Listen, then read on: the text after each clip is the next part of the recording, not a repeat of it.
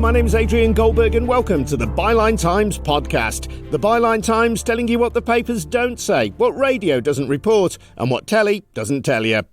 This time, the trouble with Facebook. We'll be hearing in depth from Kyle Taylor, author of the Little Black Book of Data and Democracy, the definitive guide to understanding social media. Before we do, just a reminder that there's no sugar daddy or offshore hedge fund behind this podcast.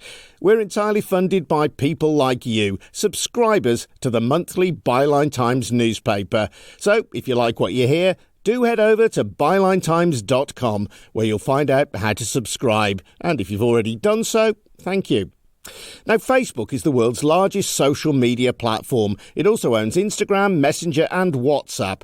But it's come under fire from legislators on both sides of the Atlantic after internal documents known as the Facebook Papers were leaked by lawyers acting for former employee turned whistleblower Frances Haugen. The allegations include claims that Facebook was used as a platform to traffic domestic servants, that they bowed to pressure from the Vietnamese government to censor opposition voices, and that they continued with the like button on Instagram despite their own research showing that it caused younger users stress and anxiety. Presumably because when likes were hidden in trials, users interacted less with posts and ads. Then there's Facebook's role in facilitating misinformation, whether from political extremists or anti-vaxxers. When Haugen addressed MPs in the UK Parliament, she said a change in 2018 to the algorithms that decide what you see in your newsfeed encourage polarisation and ultimately violence. One of the things that happens in aggregate is the algorithms take people who have very mainstream interests and they push them towards extreme interests. You can be someone center-left and you'll get pushed to radical left. You can be center-right, you'll get pushed to radical right. You can be looking for healthy recipes, you'll get pushed to anorexia content. There are examples in Facebook's research of all this. One of the things that happens with groups and with networks of groups is that people see echo chambers that create social norms. So if I'm in a group that has lots of COVID misinformation, and I see over and over again that if someone gives COVID vaccine, things that encourage people to get vaccinated, they get completely pounced upon. They get torn apart. I learn that certain ideas are acceptable and unacceptable. When that context is around hate, now you see a normalization of hate, a normalization of dehumanizing others, and that's what leads to violent incidents. Antigone Davis, Facebook's global head of safety, defended the company's record. I think some very good evidence of how seriously we take these issues is reflected in our investment in this area. So we've spent $13 billion since 2016. We're on track to spend $5 billion in this year. We have 40,000 employees who work on safety and security at Facebook. I think it's very important to understand that we have no business interest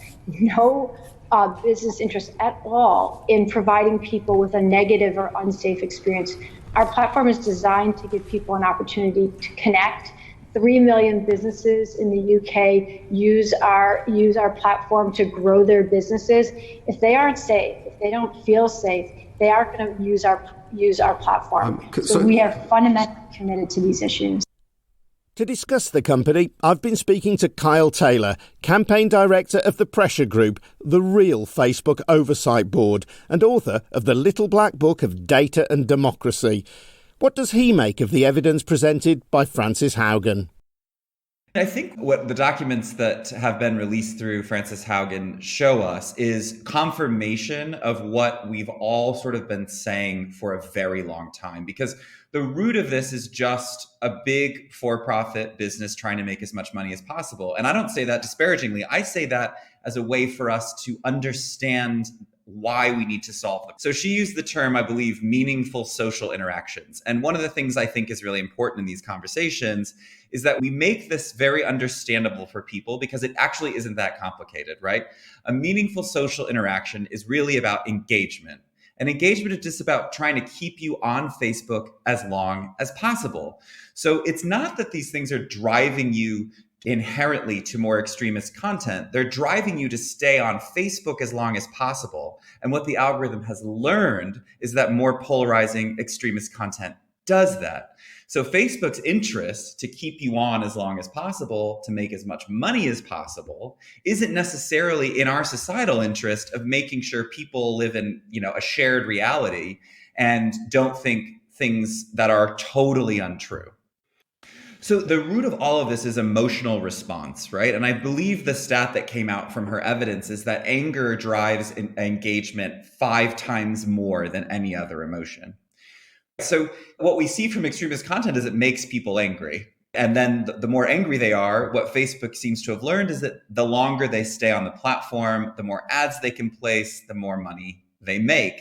And so I like to call the algorithm sort of information neutral. Like, it doesn't really care what's moving through as long as what's moving through is keeping people on. And that ends up being polarizing content. And because it's learning, the more extreme thing you look at, the more extreme thing it suggests. There was a report that they created their own fake person within Facebook, and they had that person follow Fox News, and within 5 days, it was getting recommendations for QAnon. So they had their own research that showed them that what they do is drive people to conspiracies, but they didn't take any action. And people being confused by that is difficult because it's sort of like, well, of course they wouldn't. They're just a for-profit business. And the sooner we accept that reality, the sooner we can deal with the problem. We can't think about these tech companies. Google's slogan was "Don't be evil." Facebook's was "Connecting people." It sounds lovely. End of the day, they are beholden to shareholders, and that's it. So let's accept that fact and move forward from there.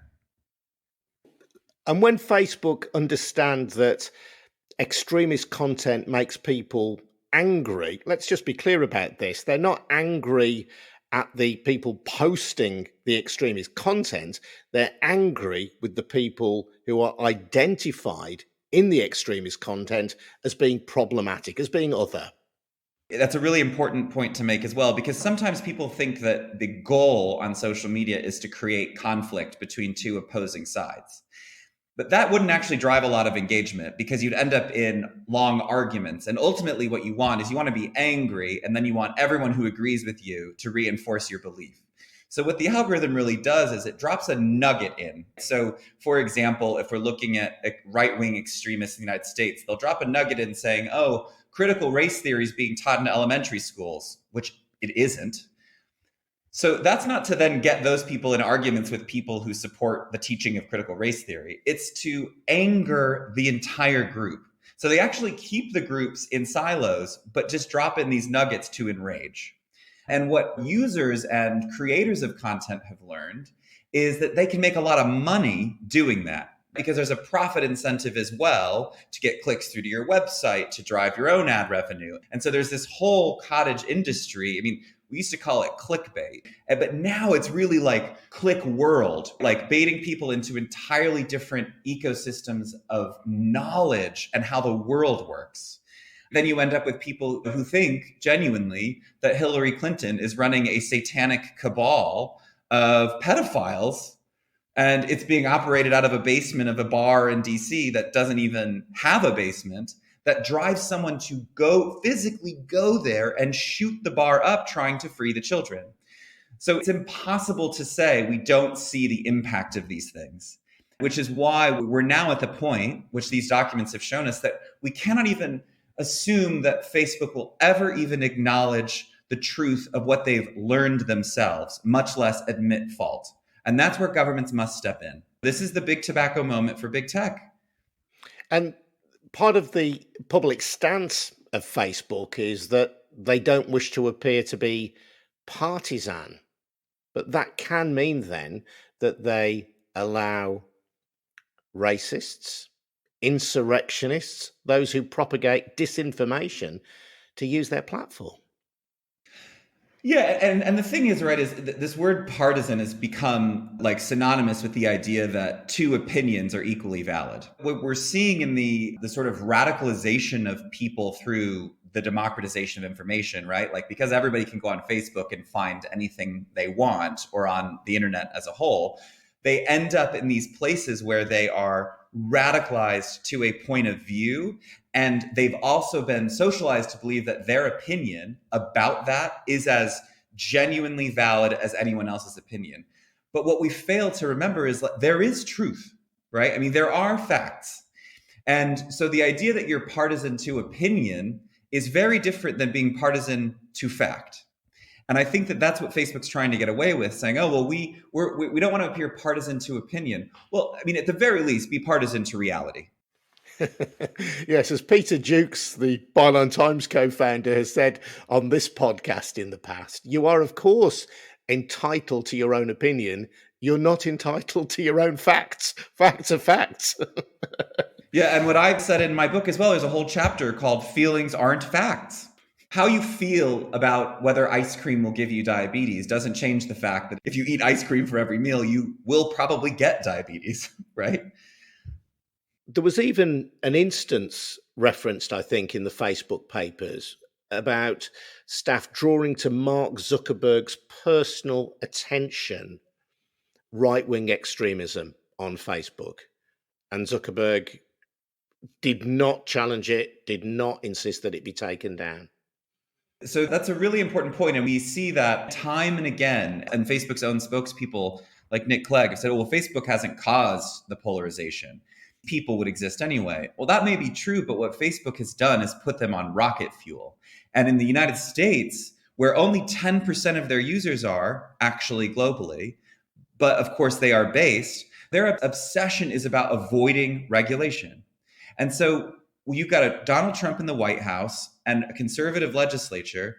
Of course, they're not going to silence the voices, no matter how insane they are, because ultimately they're looking out for their business interests. And so, yeah, here's some polarizing stuff. Should we block this? No, we don't upset Donald Trump. That's a terrible way to run an entity, especially an entity that impacts society in the way that Facebook does. One of the areas that's caused greatest concern has been the propagation of misinformation, disinformation about COVID-19 and about the vaccination program. Now, if you go onto Facebook and you mention the word COVID, there will be a little flag saying if you want to get more information about COVID, here's where to get it. And it will reference conventional health agencies like the NHS. But for a long time, Facebook allowed the propagation of quite dangerous anti-vaxxer information. Yeah, and we saw from these documents that there was a reference to a study they'd done internally that they found a way they could reduce COVID disinformation by 38%. So more than a third, pushing a half of all COVID disinformation.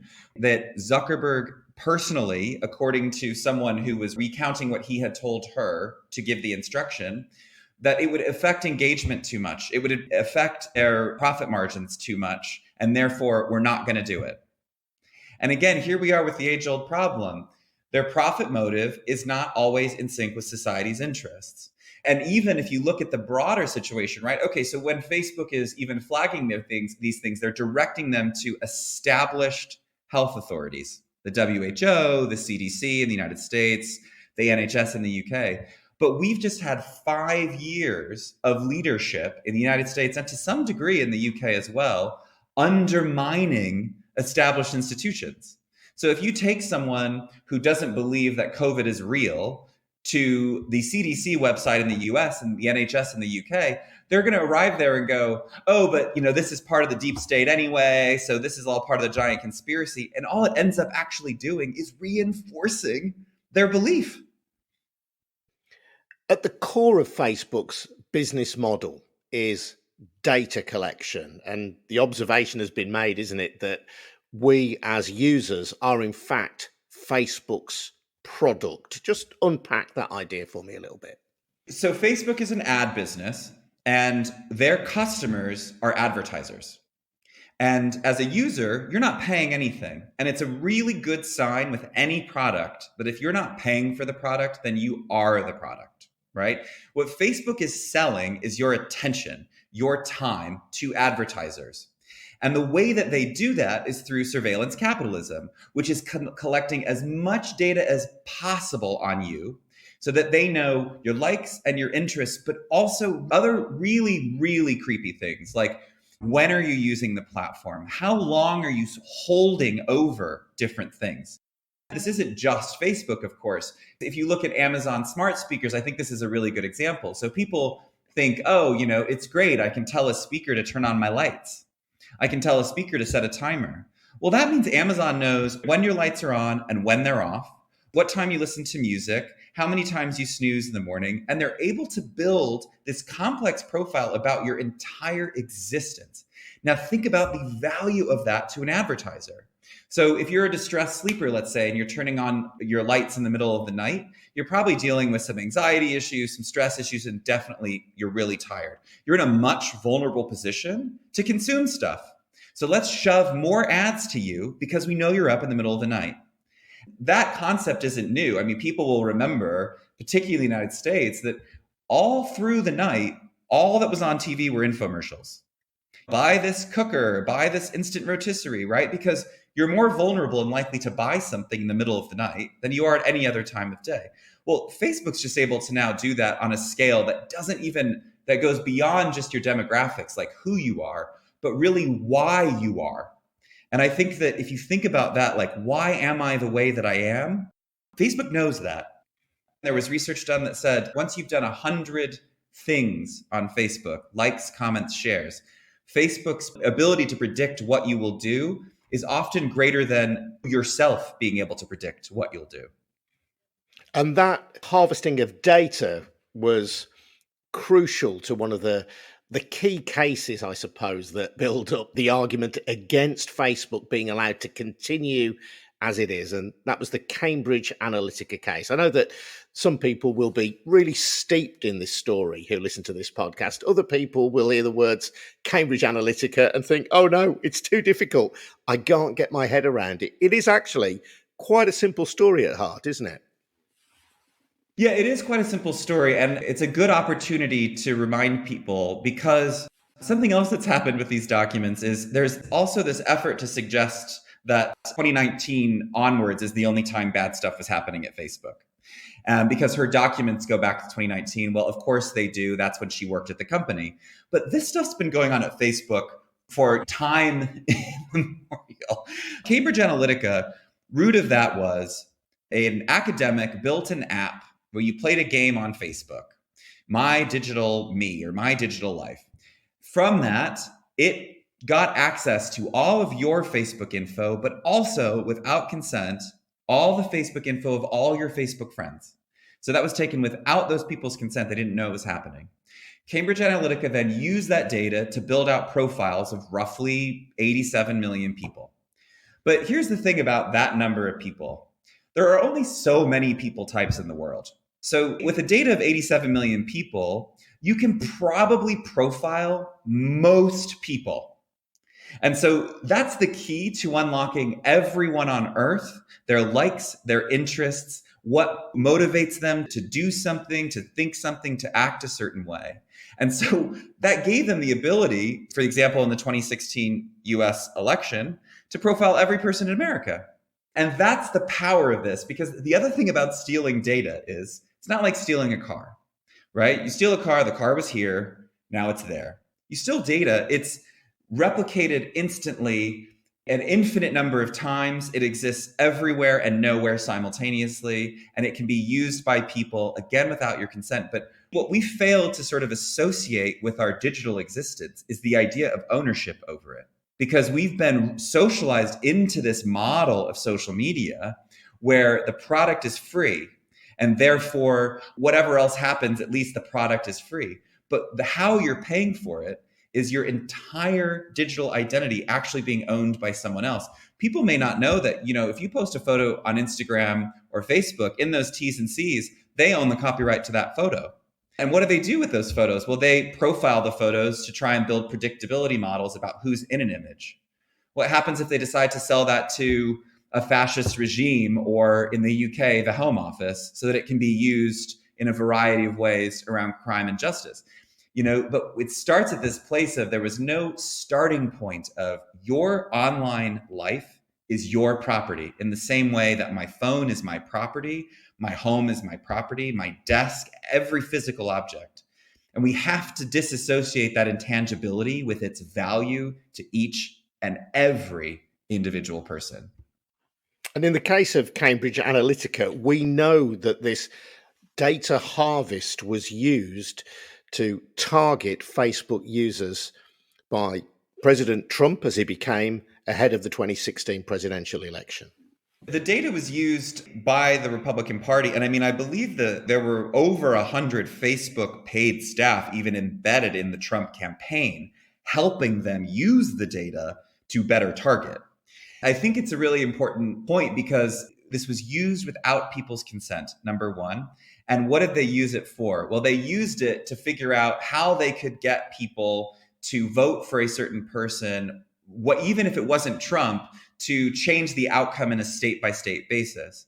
And so all of that was used to drive the outcome of the 2016 election, all without people's consent. So people were unknowingly helping Donald Trump become president. And there's no way, really, of unpicking that influence, is there? Or of calculating precisely how that might have influenced the outcome of that election. It's difficult to calibrate it, but we can reasonably assume that it did happen and that it did have some influence on the outcome of that election. This is one of their own tactics in their playbook, is to create this suggestion that it's not possible to measure the impact and therefore it's a conversation not worth having. Now, I obviously fundamentally disagree with that because we're seeing again and again that role of data and the role of social media in changing society and political outcomes is consistent and regular and happening over and over. And what I also like to remind people of is what's been the biggest change to the way we exist in the last 10 years? Social media. So it has to be playing a role. And I think it's equally dangerous to say it's the catch-all to fix all of society's problems. Of course, that isn't true, but we must accept that it's playing a role. And we must accept that the for-profit model of its function is the reason that it's playing a role. And so Cambridge Analytica opened our eyes to this, and it opened our eyes to the scale of its potential. And again, that was sitting in a landscape of this, as we were talking about at the beginning, this sort of information neutral, as long as it's driving engagement and profit environment where it doesn't care what it's causing as long as it's keeping you there and driving you to click ads and make the company money. Yeah, and this idea of neutrality, of non-partisanship, I find really interesting as somebody who's worked in the media for all of my professional life. Now, clearly, Facebook is not an editor in the traditional sense of that word, but neither can it reasonably seen as entirely neutral when it engineers algorithms which identify your tastes and then provide content tailored to those tastes. That is a form of curatorship. It is a form of editorializing, surely. Yeah, well, and I mean, I think there's so one thing that we learned from the leaks as well, is that Facebook was pushing pro-Facebook stories into people's news feeds when the press was getting very bad. And that was an active human choice. So they are playing an editorial role to really push propaganda, right? But the second piece is even more extreme because, and I find more dangerous, as you say, that algorithms play an automated editorial role. And why is that more dangerous? Well, one, there's no human, as you would in a newsroom, saying, well, what is a universal story that everyone should know? You watch the 6:30 or 10:30 BBC News, and you're going to get the main stories of the day irrelevant of who they impact. One, there's none of that universality to it. And I think that that's very dangerous because it breaks down that shared reality. But two, where's the liability? With human editorialization, we know where the decision was made to publish something. But on this, it's liability free. It's sort of similar to Uber having self-driving cars. What if one of Uber's self-driving cars kills someone? It's not compatible with how we understand law and justice. And it's a great scapegoat to avoid any liability by simply saying, oh, well, it's an algorithm. It's driven by what people are interested in. We're just there to, push it through a system. We're just facilitators. But again, I come back to this central contradiction that the algorithms, by existing, really must push users in one direction rather than another. That's editorializing. Again, it's one of these things that, is so straightforward, and so much about Facebook's problems is very straightforward. We've been told that, there's this mythological tech industry and just leave it to us. When in actual fact, it's a for-profit business that editorializes. There's nothing else to it. So they have power, money, and influence. It's a money-making business which has, amongst other things, according to these leaks, been used as a platform to traffic domestic servants. It's been lent on by the Vietnamese government to censor opposition voices. And it's a for-profit business which has recognised that the like buttons on Instagram cause stress and anxiety, particularly to younger users, but which has decided not to remove the like button, presumably because they recognise that the like button drives activity, drives people towards the ads that they ultimately make money from. Yeah, let's take those in turn. So starting in the last one. Yeah, the like button is about dopamine, right? The dopamine is the thing in your brain that makes you happy and gives you energy and joy. So each little click of that like button is like a microdose of dopamine. So they can't get rid of that because that's keeping people going back for more. It's built on addiction. The first piece around human trafficking, I believe the stat in the leaked documents was on average 24 people a week trafficked through Facebook. Now, that is deeply troubling. And I know in some countries there are provisions for aiding and abetting of human trafficking. So where's the liability for people who aided and abetted knowingly human trafficking through their company? And in terms of the teens, right? So the data showed they knew 1/3 of teen girls were getting body dysmorphia and body issues because of Instagram. And in their own defense, Nick Clegg wrote that it's only 1% of teen girls who have suicidal thoughts from Instagram. Only 1%? You're like fine with that statistic? That's horrifying. And you know that? On Vietnam, we see this time and again. Vietnam is a great example where they helped the government suppress the voices of human rights activists. But we've seen in Ethiopia, we've seen in Myanmar with the Rohingya genocide, which Facebook admitted they helped facilitate. We saw in Kenosha in the US with Black Lives Matter, where people were shot and killed, which Mark Zuckerberg called an operational mistake. And the worry, I think, from, as someone who's been working in this activist space for years now around what do we do to solve it, is the scale of the problems and the scale of the stories will almost normalize the harm and lead to a backlash where we don't act because we simply become unaffected by the grievance and the harm because it's so consistently terrible. And we don't need any more evidence. We don't need any more inquiries, committees. We need action. Like, it is time. What more do you need to know to say this is harming our health? This is harming our society, our democracy.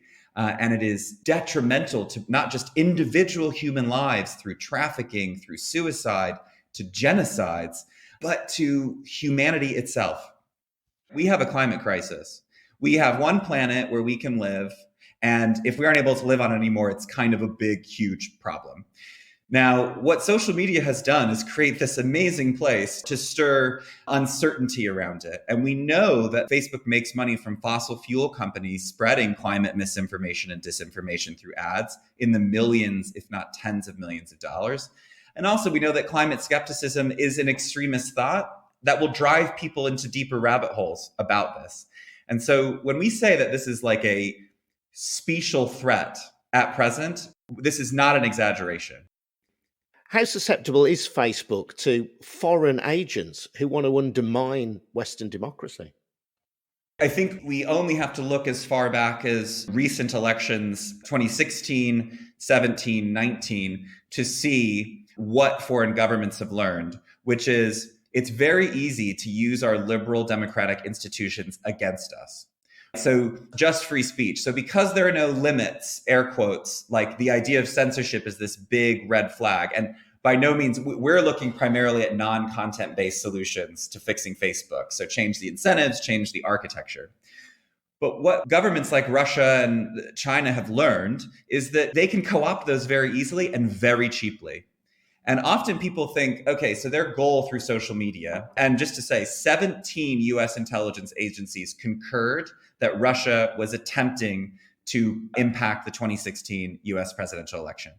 All 17. So this isn't, again, like a big debate. Like these are legitimate CIA, FBI, so forth and so on.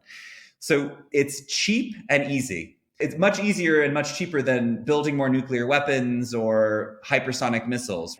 People misunderstand the objective. People think that Putin has an agenda in the US. The agenda is chaos. The agenda is creating dysfunction because it's all about relative power, right? So why does Russia have an interest in the UK leaving the EU? Well, the EU is a much stronger entity than Russia. But Russia could take on the UK, Germany, Italy as separate actors. So what they're hoping was start the fall and lead to the breakdown of Europe. In the US, just create chaos. Have people so angry at each other that they cannot function as one society on an international level. And so they're very easy. And again, what's Facebook doing? Well, they're going, well, we're making money. It's not like Facebook doesn't operate in Russia. It's not like Facebook is taking any moral stance on freedom of expression or human rights anywhere in the world. So it's very rich to say, oh, well, we're very concerned about the use of Facebook to undermine elections, when on the other hand, they're taking money in these countries and generating revenue from regimes that oppress their own people. In 2018, Facebook created its own oversight board, didn't it? Which is comprised of experienced journalists to ensure that there was some oversight at least, and to ensure that some controversial posts would be moderated more effectively than they have been in the past. So in 2018, Facebook announced that they were creating what Nick Clegg called their own Supreme Court. It didn't actually, quote unquote, launch until 2020, after the US presidential election. There are people on it that are highly respected globally, right? Former Prime Minister of Denmark, former editor-in-chief of The Guardian. But what we see if you go one layer deeper is it's funded by Facebook, its bylaws were written by Facebook, and its remit is so narrow, it is incapable of dealing with the structural problems. It's focused just on content. And I believe their recent privacy report that they just released said they've made over 30 content decisions. 30? This is a platform that has hundreds of thousands of times that much content generated every minute globally by 2.8 billion people. And it seems to be more a PR exercise to give the illusion of oversight to avoid actual regulation. And again, in their privacy report, their own oversight board said they did not supply us with the documents we asked for. They did not provide transparency around the questions that we sought answers to. And they cannot make policy change requirements. They can just make policy recommendations. Does that sound like oversight? I mean, to me, it sounds like using the reputations of people as political cover while you continue to do terrible, terrible damage to society. It shouldn't be allowed to carry on, and people shouldn't look at it and say, this is great. I mean, this is like big oil creating their own oversight board to decide where they should drill offshore. Well, the ExxonMobil board said it's fine for us to drill in the Gulf, so we're going to do it. No. Hence, you've created the real Facebook oversight board, a campaign group to argue about the points that you find most contentious around Facebook. At the heart of this company, though, is its founder, Mark Zuckerberg. And unlike many of these giant corporations, Mark Zuckerberg still retains effective personal control of the company. Why, in your view, is that so dangerous? So Carol Cadwalader founded the Real Facebook Oversight Board. And I'd like to say one of our members won the Nobel Peace Prize just 2 weeks ago, Maria Ressa. And it was for all the reasons that we've just discussed. That was for advocating free speech in the Philippines at some personal risk. Exactly. Free speech in the Philippines at her own personal risk. She shared it with another journalist in Russia as well. It's an important time for these issues to be at the forefront. To get to Mark Zuckerberg, I mean, first, he's both CEO and chairman, right? Talk about marking your own homework. Second, he controls over 55% of all voting shares. So even though it's a publicly traded company, even if every other voting shareholder agreed, he could outvote them. Now, that is just bad governance, full stop, especially for a publicly traded company, because the conflict of interest is obvious. He has a business interest that could stray away from a governance interest, left, right, and center. And it seems to me, now that we know through these documents, that he was personally aware of a lot, if not all, of these problems, that it's really not tenable for him to remain as both CEO and chairman. I mean, in what world does that seem like, oh, great, sure, maybe next time you'll get it right? You had all the information, and if your only reason to act would be because people were watching, that says to me you have some morally fallible value systems to begin with, and maybe we should be demanding better of a leader of a company that has this much power. I think it's safe to say that Mark Zuckerberg is the single most powerful person in the world right now. He has the ability to influence 2.8 billion people every day through his suite of companies with absolute power of decision making. That sounds more like an authoritarian dictatorial regime than anything else to me. And that's twice as many people as the population of China, just to give people a sense of scale of this. And as you know, information is power. And if you're controlling how people get information and what information they get, that puts you in an extremely powerful position that government should be much more wary of. So what is to be done then? Legislators on both sides of the Atlantic have been hearing testimony from Facebook executives. The UK is proposing an online harms reduction bill. In your view, what do we need to do to tame Facebook?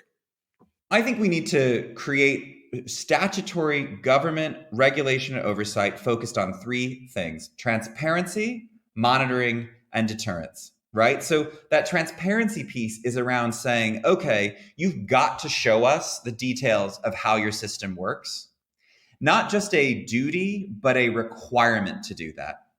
The monitoring side, I mean, that's about setting benchmarks through a duty of care, through specific rules around how they report and to who. That's based on the principle that they're probably not telling us the truth. What the evidence has shown is that they cannot be trusted. So people say, oh, well, let's look at their report on human rights in India. And it's like, well, I don't really care what their report on human rights in India on Facebook says, because we know they don't tell us the truth. And then that third piece of deterrence, we have to make it so untenable to break our rules and standards that they simply do not. And if they do, they are fined or potentially criminally pursued in a way that ensures they don't do it again.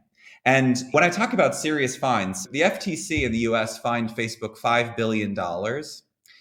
Facebook's share price went up that day because shareholders that went, oh, great, that's not too big of a fine. Phew. Everything's fine here. You know, that's a problem. That's a serious problem. And so I think that this is where we need regulation to go, and it has to be government mandated. I think one of the biggest arguments against this that comes from free speech voices who say this will be censorship. And I would challenge that assumption, because I would say that right now, your free speech on Facebook is decided by the company in its terms and conditions, not by any rules or laws in our own societies. They're dictating the rules on speech, and they aren't based on our values and principles. And we saw that in one of the first leaks, which showed they had a system called Crosscheck, where over 2 million celebrities and big follower users were whitelisted. The terms and conditions did not even apply to them. Now, in a free and democratic society, all speech should be created equal. And we shouldn't be looking at the pieces of content themselves. We should be looking at their impact to cause harm in society. And I like to sum that up very easily by saying you have free speech, but you do not have free reach.